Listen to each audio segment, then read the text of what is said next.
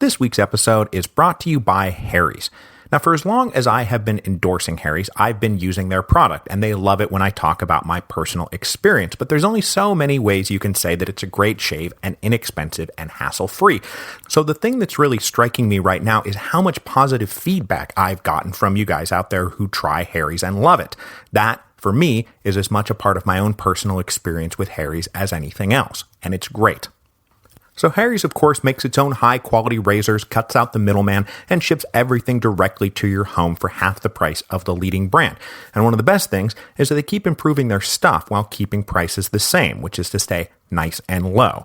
So the 5-blade razor now has a softer flex hinge and a trimmer blade and a lubricating strip and a textured handle, all for the same low price. And Harry's starter set remains a sweet deal. For just $15, you get a weighted razor handle of your choice, moisturizing shave cream, 3 precision-engineered 5-blade cartridges, and a travel cover. So Harry's will give you $5 off your first order with the promo code REVOLUTIONS. So please stop overpaying for a great shave and go to harrys.com when you're done with this episode. That's HARRYS.com and enter the promo code REVOLUTIONS.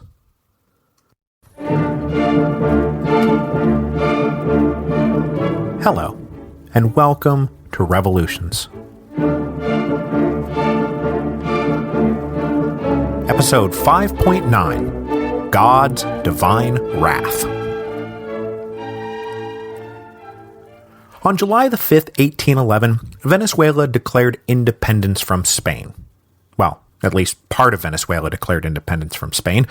The Congress that had convened in Caracas lacked representatives from most of the western half of the province, as no other major city wanted to be ruled by Caracas.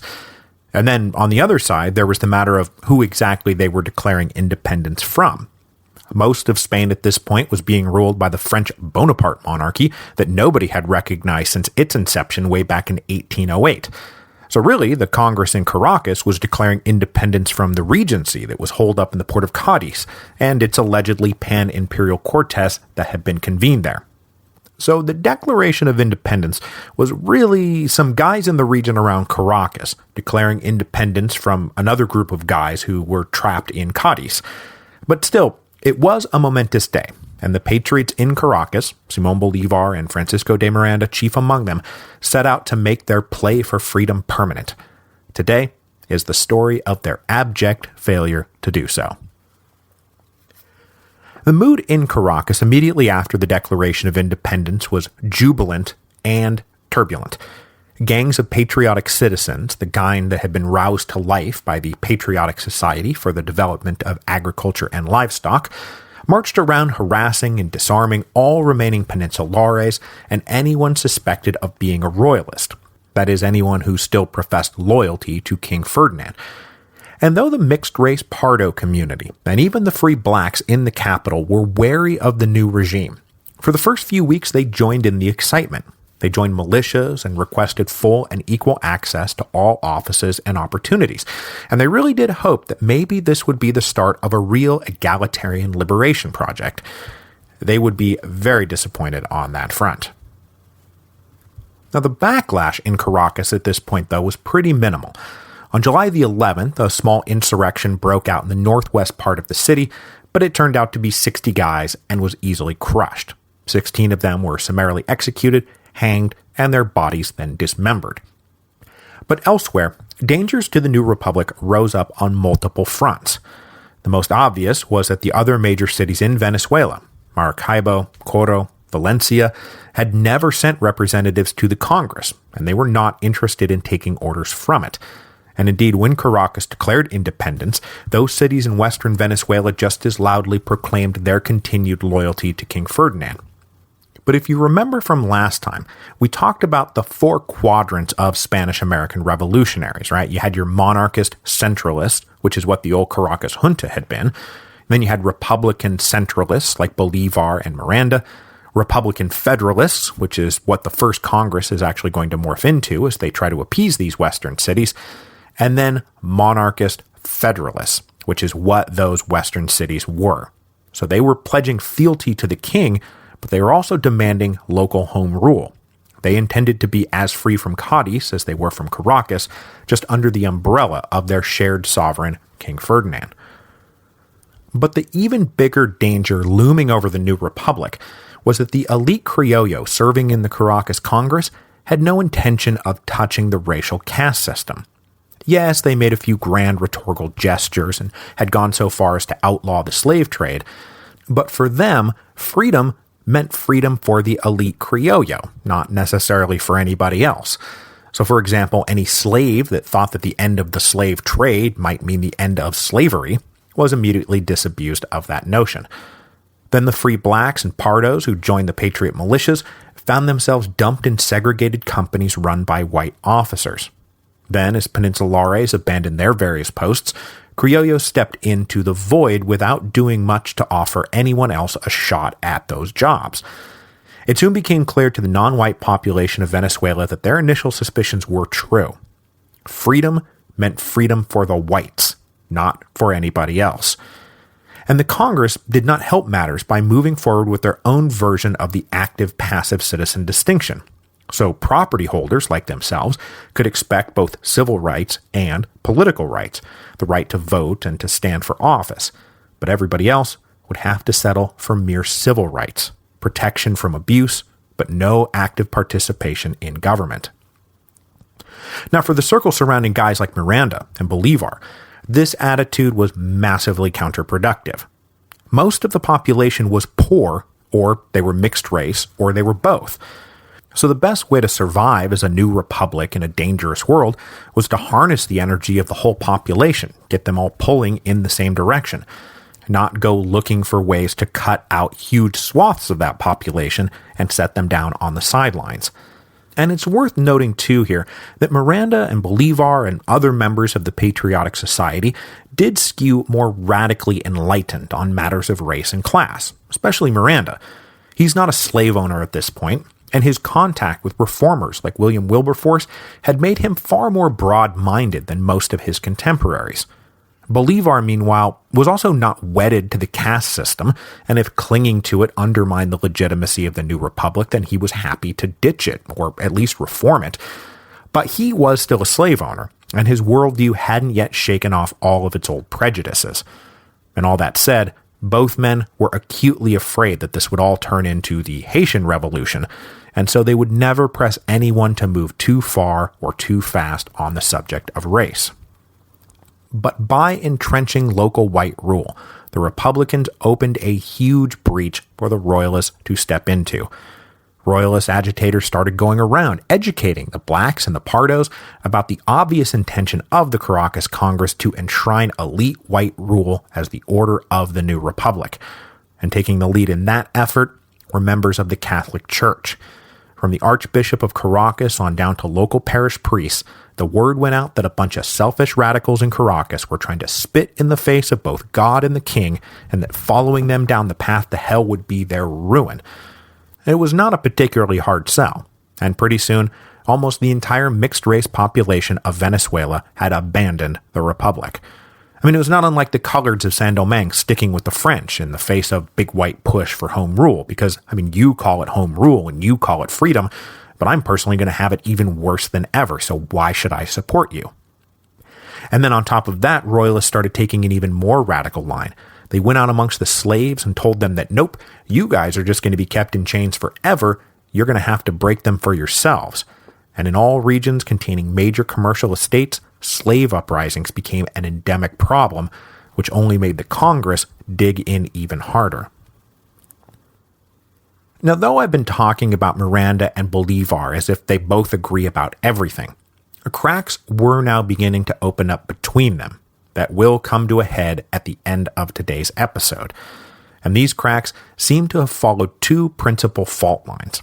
The first was simply that friction exists between any two ambitious, egotistical men, which Miranda and Bolivar both certainly were, especially when you throw in the fact that one is old and wants deference, and the other is young and wants respect. The other fault line, though, was that Miranda apparently had a running feud with the Del Toro family, especially with the family patriarch, the Marquis del Toro. These two did not see eye to eye on much of anything, and of course the Del Toros are also Bolivar's old in-laws, and were amongst his closest friends. I mean, for all intents and purposes, they were his family, and he remained close to them throughout this period of partnership with Miranda. Meanwhile, Miranda was getting a little annoyed at Bolivar's divided loyalties, especially after Congress sprayed some gas on the feud when they made Del Toro Minister of War over Miranda. Bolivar is just caught in the middle of all this.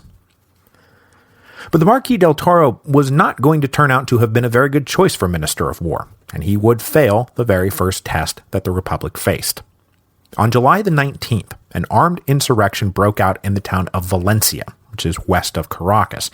The mostly mixed-race population swore allegiance to King Ferdinand and rejected the authority of the Caracas Congress. This now being a major test of resolve, the Marquis del Toro organized the armed forces at the Republic's disposal and marched on Valencia. But the old Marquis wasn't really a military commander, nor his men really soldiers. At the first sign of real resistance in Valencia, they retreated without putting up much of a fight at all. So the embarrassed Congress then had to turn back to Miranda and say, okay, you are now the commander-in-chief of the army, please go subdue Valencia. But before Miranda could leave to take up his command, the strain between him and Bolivar spilled out into the open. Now, Bolivar naturally expected to be taken along with Miranda, but Miranda told the Congress not to assign Bolivar to any important position in the military, and that he was in fact a dangerous young man. When Bolivar heard about this, he stormed into the Congress and blustered about his aggrieved honor, and he did kind of have a point. But the situation was ultimately resolved when the Marquis del Toro, who was still over in Valencia, would take Bolivar onto his personal staff at the rank of lieutenant colonel. So General Miranda and Lieutenant Colonel Bolivar arrived at Valencia with some reinforcements at the end of July, bringing the total size of the Patriot army to somewhere between 2,000 and 2,500 men, almost all of them white. And they fought against about 750 men who were defending the town walls of Valencia, almost all of them mixed race. But despite the numerical advantage, Miranda was not impressed with his army. Most of his troops lacked proper guns, and they had never undertaken any kind of official training. In fact, many of them had been persuaded to do their patriotic duty and join the army at the end of a sharp sword, if you catch my drift. And thus began Miranda's very bad relationship with the rank and file. He was dismissive of them and very condescending, saying that they were an absolutely rotten lot, the worst soldiers he had ever seen. He frequently spoke in English and French, which did nothing to make them think that he was actually one of them, and that doesn't even get into his tactics, which they were not too thrilled about. Because upon arrival, Miranda staged a first attack that saw his main column walk into a cannon ambush that resulted in heavy casualties and the failure of the attack. So then Miranda regrouped, surrounded Valencia, and successfully cut off their water supply. He then was able to launch a second and far more successful attack, but he took a play out of the old French Revolutionary playbook and just threw his superior numbers at the enemy, hoping to overwhelm them, whatever the human cost. So on August the 13th, Valencia did finally capitulate, but the combined dead and wounded on the Patriot side numbered as much as 50% of the army. So it's pretty safe to say that Francisco de Miranda was not the most popular general in the history of the world. The battles around Valencia, though, also marked the first time Simón Bolívar saw combat, and by all accounts, he performed exceptionally well. He was brave, cool under pressure, a natural leader in the chaos of war. I mean, even Miranda, who had tried to keep him off the battlefield, not only recommended Bolívar for medals, but also afforded him the honor of being the man to carry news of the capture of Valencia back to Caracas. Now, Bolívar's first brush with war here is not going to end well, as we soon shall see, but the attributes that would make him such a remarkable and beloved general, unlike Miranda, were all present at Valencia. Despite this victory, though, the Republic was unable, or maybe unwilling, to make further military inroads. The Congress didn't really want to be fighting a civil war against their brothers in Coro and Maracaibo. Miranda especially was not happy that after finally being made commander-in-chief of the great patriot army of independent Venezuela, that he was fighting a civil war against other Venezuelans. rather than a war of liberation against the hated Spanish. So military action took a backseat to political maneuvering, and as the Congress worked on the Constitution that they hoped would define the government of the new republic, they tried to include as many olive branches as possible that would bring all of Venezuela over to their side. Now, as these patriots in Caracas tried to really make the French Republic work, the Cortes in Cadiz was in a similar bind as they tried to craft a new liberal constitution that would govern the Spanish Empire. 1811 was a year of stalemate in the Peninsular War, this being the era where something like 350,000 French troops had been brought into the peninsula, but most of them have been dispersed in garrisons or guarding supply routes and under constant demoralizing harassment by local Spanish guerrillas.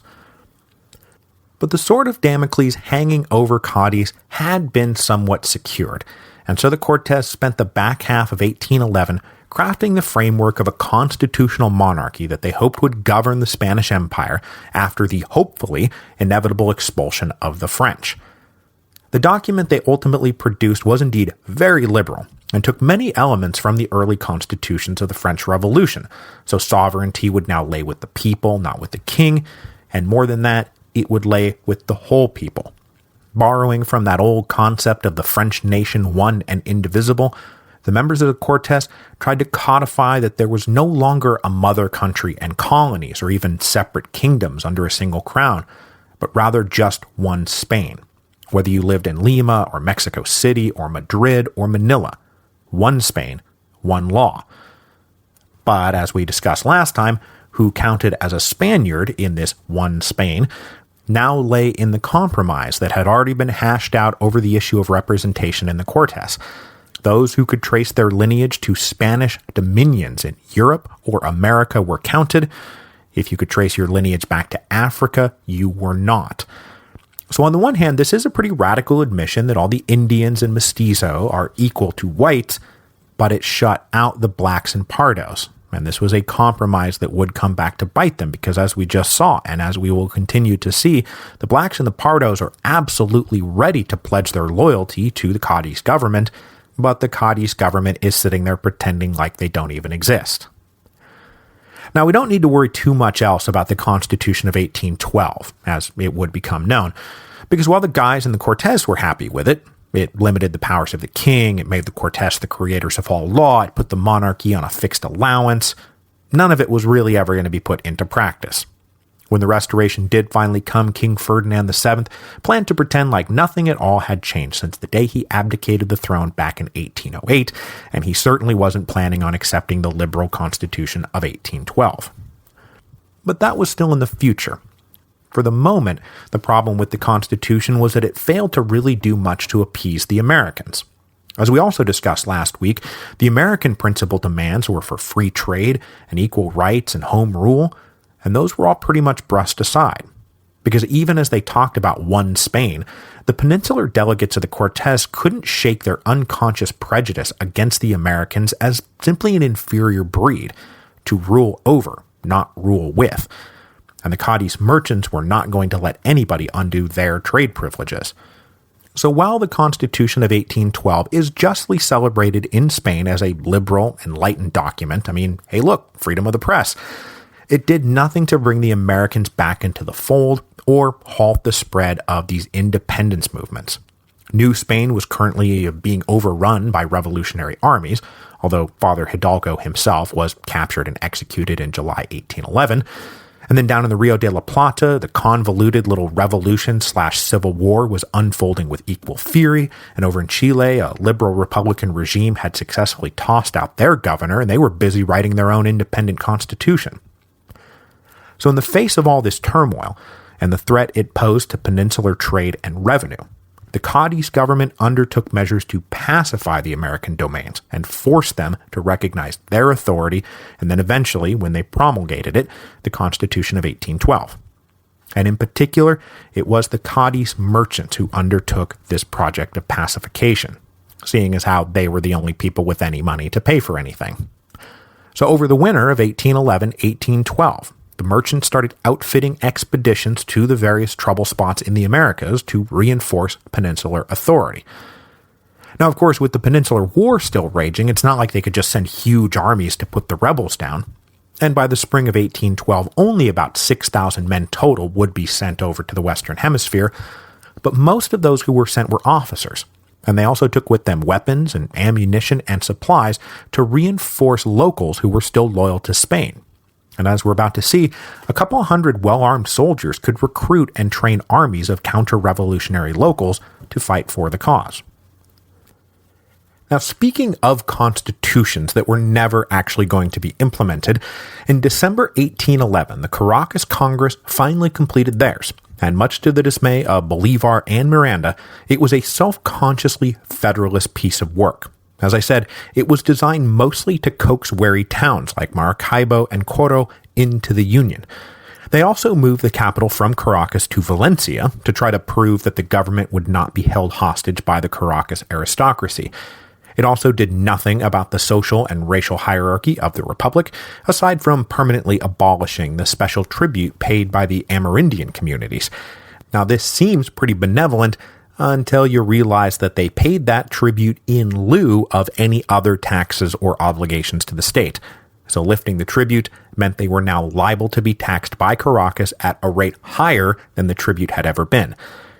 So it's safe to say that the Criollo leadership of the First Republic had pretty much alienated everyone by the time the first new Congress under the Constitution convened in March 1812. Now, when that Congress convened, the man who would destroy them in the end, the man who would become the bane of the patriot cause, had already landed in Coro. His name was Domingo de Monteverde. Monteverde was a native of the Canary Islands and a career naval officer. When he arrived in Venezuela, he was simply a frigate captain, nothing more and nothing less. He arrived to support the efforts of the man who had been appointed by the Cortes to become the new Captain General of Venezuela, a Cuban-born officer named Fernando Miyares. Coro welcomed the small force of soldiers and marines and sailors that arrived with the new Captain General to reassert loyalty to Spain, and Coro became the base of the anti-republican campaign of 1812. But though Miyares was supposed to be the ultimate authority in that campaign, Monteverde proved himself to be so resourceful, aggressive, and independent to the point of insubordinate that the frigate captain was in short order the de facto commander-in-chief of the Royalist army. In early March 1812, Monteverde was dispatched along with a couple of hundred men to link up with a pro-royalist insurrection in a small town just south of Coro and due west of Caracas. He entered this town on March the 17th and immediately exceeded his orders by recruiting reinforcements from the local population. Again, we're talking about mostly mixed-race guys here, and his intention was then to advance on Caracas and recruit all along the road. I mean, really, this is the plan that Miranda had once envisioned for himself during the Leander expedition, except now in reverse. So in March of 1812, things are looking not great for the Republic. Successfully defending themselves from all the dangers that surrounded them was not going to be easy, and then a whole new danger lurched up out of nowhere when the Republic was attacked by no less an enemy than Almighty God. And it's never great for your cause when God comes out against you. So if you remember back 2 episodes ago, the coup that ousted Captain General Emperon took place on April the 19th, 1810. But more significantly, it took place during Holy Week on Maundy Thursday. Well, since Easter wanders around the calendar like a drunk stumbling home from the bar, in 1812, Maundy Thursday landed not on April the 19th, but on March the 26th. And so it was that on this spiritual second anniversary, disaster struck Caracas. Massive, unfathomable disaster. By the afternoon of March the 26th, 1812, all the churches in town were packed with parishioners, and the cathedral itself, one of the oldest and largest buildings in the city, was filled to the brim. In their barracks, soldiers prepared for parade, and out in the streets, everybody went about their business as if nothing was about to happen. But then at 4 p.m., a massive earthquake hit. It shook the city for the better part of 2 minutes. Now, obviously, there's no way to know what the quake measured on the Richter scale, but the scale of destruction could only mean that it was huge. The great cathedral, it was demolished to its foundations. It crushed everyone inside. All those other churches, demolished to their foundations. In fact, nearly every major municipal structure was leveled to its foundations. There was a degree to which if you were inside when the earthquake hit, you were just dead. For the next 30 minutes, dust and screams and crashes and chaos swirled as the dazed residents of Caracas tried, through their shock, to register what had just happened. I mean, what do you do first when everywhere you look is just sudden, complete destruction? How do you even process it? That 30 minutes ended when the first major aftershock hit, which took down any structure still hanging on for dear life, and many of those who lived through the first quake did not make it through the aftershock.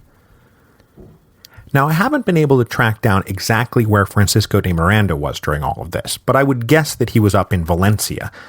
But everybody knows where Bolivar was because it became a part of his growing legend. He was immediately spotted on top of a pile of rubble in a loose shirt, organizing efforts to dig out what, if any, survivors could be found. I mean, Bolivar is legitimately great at this sort of thing. The whole running towards the fire to help rather than running away from the fire to stay safe. And on top of this pile of rubble, he is alleged to have shouted, "If nature itself decides to oppose us, we will fight and force her to obey." Without tools or time to actually think anything through, Bolivar and the others dug with their bare hands. There weren't very many survivors, though, and soon the screams subsided and the bodies started to pile up. So many bodies that a mass grave was deemed insufficient, and anonymous funeral pyres began to be lit across the city. Estimates are, of course, estimates that have been passed down through the years, but conservatively, the death toll was somewhere between 15 and 20,000. The Caracas earthquake of 1812 was a catastrophic tragedy in human terms, and it was also the beginning of the end of the First Republic. The Royalist clergy wasted 0.0 seconds before blaming the tragedy on God's divine wrath. Caracas had turned its back on God and the king, and look at what has happened. Now, I mean, the clergy would have exploited the earthquake had it happened at any point, but Maundy Thursday, the anniversary of the coup, it was impossible to ignore. And there is a more apocryphal story surrounding the legend of Bolivar that he happened across a priest in the immediate aftermath of the quake telling the day's survivors to repent and turn back to the light of God and the king, and Bolivar pulled out a saber and chased the priest off. But let's face it, the earthquake as divine retribution was a story that was going to have legs. And the icing on the top of the cake was that over the next few weeks it became clear where the earthquake had caused the most destruction. And all of that destruction was in Patriot-held Republican territory. Cities that had stayed loyal to God and the king, like Maracaibo and Coro, they were all fine and dandy. So in the weeks and months that followed, many families who had gone along with the Republic until now said, "Nope, I am done. I am going back to God and the king." With this major crisis at hand, the Caracas Congress reconvened and decided extraordinary measures were needed. On April the 23rd, 1812, they appointed Francisco de Miranda generalissimo with dictatorial powers. And for all intents and purposes, Miranda's word was now law, at least wherever the Republic's authority extended, which was fewer and fewer places by the day. With Monteverde's army continuing to advance east, Miranda decided on May the 3rd that he could not hold Valencia, and he retreated, leaving the once rebellious city to fall back into rebellion, though at this point it was kind of hard to tell who the quote-unquote rebels really were. But though I'm obviously now moving us towards the inevitable fall of the First Venezuelan Republic, the armed forces Miranda commanded still vastly outnumbered those of Monteverde. Miranda at this point had about 5,000 men under arms. Now, not all of them were in one place, but they did number far more than the 1,500 or so who now formed the core of Monteverde's army. But again, those guys under Miranda's command are not well armed or trained, and many had been pressed into service, so who knows what would happen if you actually tried to get them to fight for you. They'd probably all desert at this point. So rather than attacking, Miranda settled into a strategy of cautious defense. After retreating out of Valencia at the beginning of May, he just kept retreating until he arrived in the town of La Victoria on June the 20th. Now there, the Patriots were attacked by Monteverde's forces, and the Patriots acquitted themselves actually quite well. They didn't desert, they actually fought and won the battle. But either because Miranda had lost his edge, or felt the moral energy of the Patriot cause slipping away, or maybe he was just never that great of a commander to begin with, he did not follow up on this victory and try to turn the tide. Instead, he settled in like he really was just waiting for the end to come. Now, meanwhile, Bolivar, a man who would always fight, who would never desert, and who would always push for more aggressive action, was currently sitting glumly in the city of Puerto Cabello. After becoming dictator, Miranda had given Bolivar the critical job of defending this critical port city, which had in it a fort that happened to contain all of the Patriots' heavy guns and ammunitions. It was really the Republican storehouse. This was a very important job, but it also looked a lot like Miranda was once again trying to keep Bolivar back from the front lines. And Bolivar certainly did not appreciate the assignment and considered it to be a slight rather than an honor. And so he sat, unable to do anything about the reports he read of Miranda's constant retreating. Now, it was perhaps because he was in such a funk that Colonel Bolivar did not pay close enough attention to the internal threats he faced in Puerto Cabello. Specifically, the fort in the city held not just the Patriot armory, but also an assortment of high-ranking Royalist prisoners captured over the course of the last year. With enthusiasm for the Patriot cause at this point at an all-time low, it was not out of the question that subterfuge and discontentment orchestrated by these Royalist prisoners would threaten the Patriot hold on the city, and that's exactly what happened. On June the 30th, everything fell apart. The second in command of the fort had already turned traitor and was just waiting for an opportunity, which came along when the senior commander of the fort left to go attend a wedding for the evening. And yes, it is upon such things that history hinges. Left in charge of the fort for the night, this second in command went around and let all the Royalist prisoners out of their cells, and then they went and took control of the armory.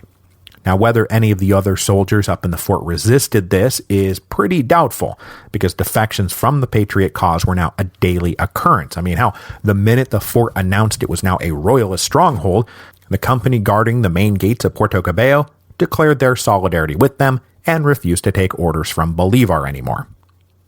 Now, being the brash guy that he was, Bolivar came out of his house and demanded that the guys in the fort surrender, whereupon the guys in the fort turned their guns on the city and said, yeah, do your worst. And there was no worst for Bolivar to do. The shelling started up, and all Colonel Bolivar could do was take cover with the other residents and watch as nearly every soldier under his command deserted or defected. He also learned that a 500-man detachment from Monteverde's army was on the way, and so he sent a desperate dispatch to Miranda, "Send me reinforcements at once." But Miranda did not get this dispatch until July the 5th. He was in fact sitting around with his senior staff toasting the first anniversary of the Declaration of Independence when Bolivar's frantic letter arrived. And Miranda allegedly said, "That is the way of the world. A little while ago we thought we were all secure. Yesterday Monteverde had neither weapons nor ammunition. Today he has both in abundance. I am told to attack the enemy, but he already has everything in his hands. Tomorrow we shall see what happens." And tomorrow, what happened was that Bolivar gave up. He had with him now just 5 officers and 3 enlisted men still willing to follow his orders. This small company slipped out of town on July the 6th, and on July the 7th, Bolivar turned up in La Guaira, the main port serving Caracas, where he wrote a now famous letter defending his conduct. He said, "My spirits are so low that I do not feel I have the courage now to command a single soldier. My vanity had me believing that desire and patriotic zeal alone could offset my lack of experience. I beg you now to assign me to an officer of the lowest rank, or grant me a few days to compose myself. After 13 sleepless nights under extreme conditions, I find myself in a rare state of mental ruin. I did my duty, General, and had one of my soldiers stayed, I would have fought to the end. But they abandoned me, and alas, the nation is lost at my hands." Bolivar's sense of shame over what had happened and the way that it had happened was going to haunt him. And though it is never reported, it's entirely possible that he swore one of those ironclad oaths to never let anything like that happen again, which would kind of help explain one of the blackest marks on Bolivar's career, which is going to be coming up when we discuss the war to the death. And when Miranda learned that Puerto Cabello had indeed finally fallen, all the energy went out of him. Despite still having superior overall numbers, he felt the walls closing in and sought to salvage what could be salvaged by negotiation. On July the 12th, he opened talks with Monteverde to surrender the Patriot Army and return Venezuela to the fold of the Spanish Empire. But these talks were handled by intermediaries because Miranda had more important things on his mind, like how to successfully extract himself from this disaster. He sent his luggage down to La Guaira, where a British naval ship just so happened to be waiting for him.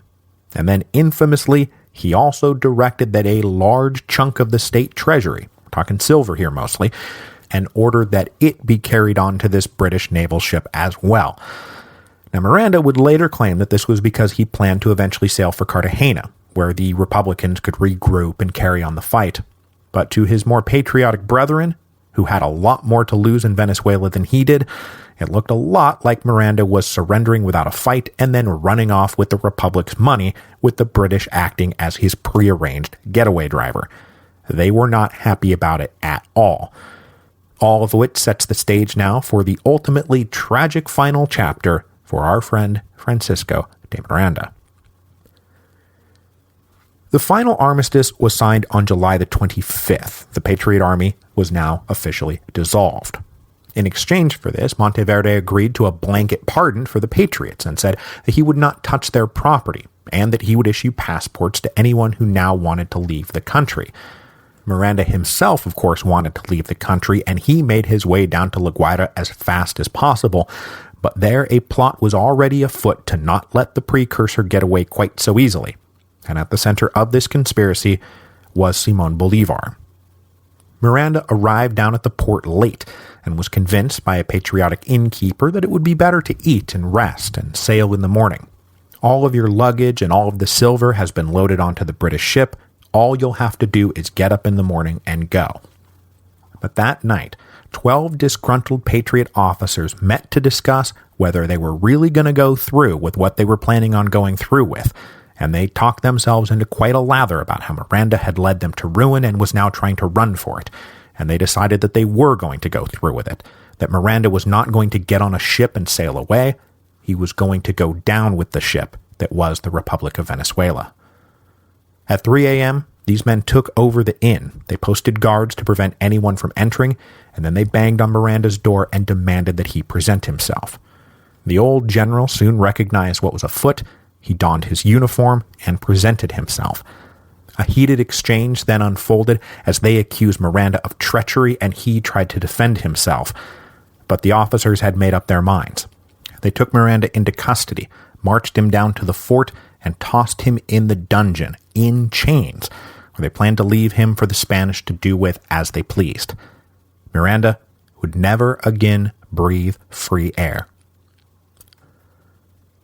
Simón Bolívar was now himself at a crossroads, and as the patriots who had arrested Miranda broke up, it was pretty much every man for himself. Now, despite all his promises to the contrary, when Monteverde entered Caracas in early August, still mostly a pile of rubble, he had no intention of doing anything but cracking down on the rebel scum. He ordered the ports closed. He was going to issue no passports, and Patriot property was fair game for confiscation. Bolívar, though, was incredibly lucky, which, as you may have noticed over the course of all the podcasts we've been through together, is something all great men have in common. Being part of the inner circle Criollo aristocracy meant that Bolívar had friends on both sides of the lines, and he was able to seek asylum with an old family friend who happened to be a staunch Royalist administrator, who Monteverde happened to trust very highly. So this guy arranged for Bolívar to get a passport, but at the meeting where Bolívar was supposed to come down and get this passport, Monteverde was like, I've heard of this guy. I hear he's one of the most radical of the bunch. But he decided to go ahead and issue the passport anyway when he was told of the role that Bolivar had played in apprehending the traitor Miranda. But then Bolivar interrupted and said, "I didn't arrest Miranda to curry favor with you. I arrested him because he turned out to be a traitor to the patriot cause." And so Monteverde was like, "Wait, what did you just say?" And Bolivar's old family friend had to literally step into the middle of this and say, "Look, you be quiet, you please issue the passport, and let's just get this kid out of here." So the passport was issued. And on August the 27th, 1812, Bolivar sailed away from Venezuela for exile, not entirely sure where he would wind up. The name Bolivar would then haunt Monteverde for the rest of his natural life. So the First Republic is now crushed. It had failed in the face of near universal dislike for the men who had run it. The other cities had refused to stand in solidarity with Caracas. The mixed-race population saw no reason to support their brand of big white supremacy. The church thought them sacrilegious traitors against God, who had been justly punished for their transgressions. But this is not even close to the end of the story. Not even close. Because over in New Granada, the dream of independence yet lived. And next week, Bolivar will make his way to Cartagena to pick up where he had left off.